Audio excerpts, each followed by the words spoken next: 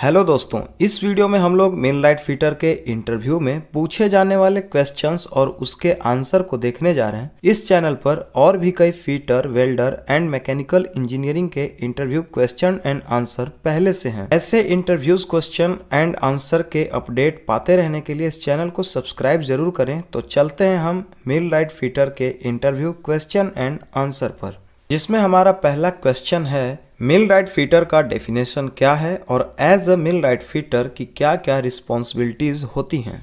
तो इसका उत्तर होगा कि मिलराइट फिटर एक स्किल्ड टेक्नीशियन होता है जो कई टाइप के मशीनों जैसे pump, motor, compressor, fan, turbine, इसी तरह के और भी इक्विपमेंट्स के इंस्टॉलेशन, रिपेयरिंग एंड मेंटेनेंस का कार्य करता है। इसके अलावा भी एक मिलराइट फिटर के कई सारे रिस्पॉन्सिबिलिटीज होते हैं, जैसे मशीनों के विभिन्न पार्ट्स को सही तरीके से अलाइनमेंट करना, मशीनों की असेंबली, डिसमेंटलिंग, ओवरहॉलिंग, मशीनों के blueprints, technical diagram, vibration analysis, valve assembly, servicing के साथ साथ कई टाइप्स के मशीन और मेजरिंग टूल्स का भी पर्याप्त जानकारी एक मिलराइट फिटर को होना चाहिए। नेक्स्ट क्वेश्चन इंटरव्यूअर पूछ सकता है कि आपने अलाइनमेंट का नाम लिया, अलाइनमेंट क्या होता है।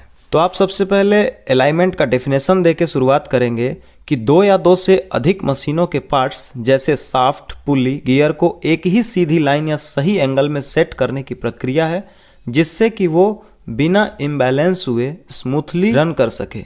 अलाइनमेंट का मेन पर्पस वाइब्रेशन को कम करना, मशीन के लाइफ को बढ़ाना, एनर्जी लॉस को रोकना, इसी तरह के और भी कई सारे फायदे हैं जो मशीन के सही अलाइनमेंट होने पर मशीन के सटीक और बेस्ट परफॉर्मेंस को इंश्योर करता है। नेक्स्ट क्वेश्चन पूछ सकता है अलाइनमेंट कितने प्रकार के होते हैं। तो इसका उत्तर होगा कि अलाइनमेंट 4 प्रकार से किए जाते हैं: rough alignment, face and rim alignment, reverse indicator alignment and laser alignment.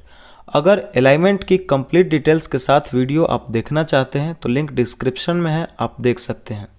Next question है रोटरी इक्विपमेंट क्या है।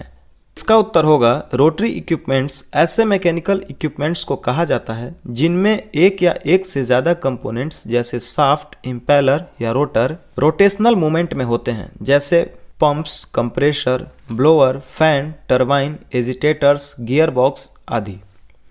नेक्स्ट क्वेश्चन है रोटरी इक्विपमेंट्स और स्टैटिक इक्विपमेंट्स में क्या डिफरेंस है।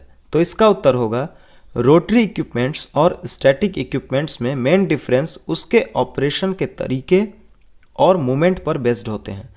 दोनों का उपयोग रिक्वायरमेंट के अनुसार करते हैं, जैसे रोटरी इक्विपमेंट्स का उपयोग एनर्जी ट्रांसफॉर्मेशन के लिए, फ्लूइड फ्लो के लिए या मैकेनिकल वर्क्स के लिए करते हैं, उदाहरण के लिए पंप, कंप्रेसर, टरबाइन, फैन। जबकि स्टैटिक इक्विपमेंट का उपयोग स्टोरेज, टेम्परेचर कंट्रोल और प्रोसेस में किसी रिएक्शन के लिए करते हैं, जैसे heat exchanger, vessels, tank, boiler आदि। यदि दोनों इक्विपमेंट्स के मेंटेनेंस की बात करें तो रोटरी इक्विपमेंट के मेंटेनेंस की रिक्वायरमेंट ज़्यादा रहती है, क्योंकि इसके रोटरी पार्ट्स ज़्यादा खराब होते हैं, और स्टैटिक इक्विपमेंट में मेंटेनेंस जल्दी करने की आवश्यकता नहीं पड़ती है। हमारा नेक्स्ट क्वेश्चन है मिलराइट फिटर के मेन टूल्स क्या क्या हैं। तो इसका उत्तर होगा मिलराइट के काम में heavy machinery, installation, maintenance, alignment, ये सभी आते हैं। तो इन सभी कार्यों के दौरान जो मेन टूल्स हैं जो एक मिलराइट फिटर के पास होने ही चाहिए, वो कुछ इस प्रकार हैं। मेजरिंग एंड मार्किंग टूल्स, जिसमें कि spirit level, vernier calliper, micrometer, dial gauge, right angle, measuring tape and plumb, जिसे साहुल भी कहते हैं। कटिंग एंड शेपिंग के लिए hacksaw, file, chisel, gas cutter. Fastening and loosening tools में spanner, ring spanner and flat spanner, Allen key, pipe wrench and ratchet wrench. वहीं hammering and striking के लिए claw hammer, sledge hammer, rubber mallet and brass hammer.